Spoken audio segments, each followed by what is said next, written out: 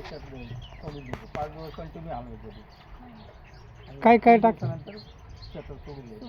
काय काय टाकलंय? त्याच्यामध्ये शेड टाकले, बेसन पीठ, गूळ टाकले, 1 किलो माती आणि गोमतार 10 लिटर.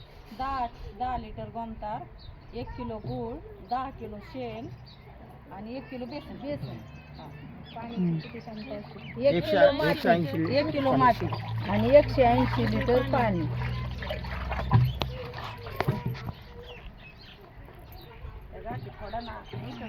आता याला किती दिवस हलवायचं? 5 दिवस. आणि नंतर झाकून ठेवायचं. आणि किती दिवसांनी वापर करायचा? 8 दिवसाच्या आत आहे ना सोडून देतो. 8 दिवसाच्या आतच वापरायचं, नंतर नाही चालायचं. काय फायदा होतो याचा? म्हणजे पीक व्यवस्थित निघतं आणि जास्त रोगप्रतिकार शक्ती वाढते. रोगप्रतिकार शक्ती वाढते का कमी होते? वाढती. वाढवायसाठी करायचं का आपल्याला झाड लावायचे का?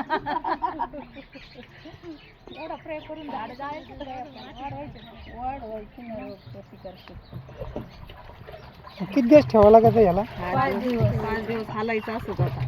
5 दिवस ठेवायचं आणि 3 दिवसात वापर करून घ्यायचा. 8 दिवसांनी त्याचा वापर करायचा. किंवा पंपात भरून पण फवारू शकतो. आपण केलं ना त्या तिथं ना ते आता नाही जर म्हणते ते 1 एकर शेतीला एवढं लागते.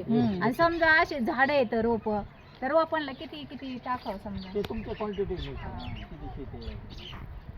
झाडाच्या बुडात थोडं समजा एक अर्धा लिटर झाडाला कोणत्या पिकाला लसणाला रोग आहे ना म्हणलं काय करावं, लसणाला नेऊन ठेवायच्या बादली. लसणासाठीच तर चांगलं काही प्रॉब्लेम आला ना मला फोन लावायचा. आम्ही ना मग एक बादली भर करायचं म्हणलं सर, एवढी बादली जर करायचं म्हणलं तर पावशेर सगळं वापरायचं ना. कारण मग तेवढं पावशेर जर वापरून गेलं लसणा सोडून वरून आपण पाणी दिलं तर 180 चालेल. लिटरची हिशोबाने घेतलेली. तुम्हाला जसं बनवते त्या नुसार तुम्ही क्वांटिटी घ्यायची.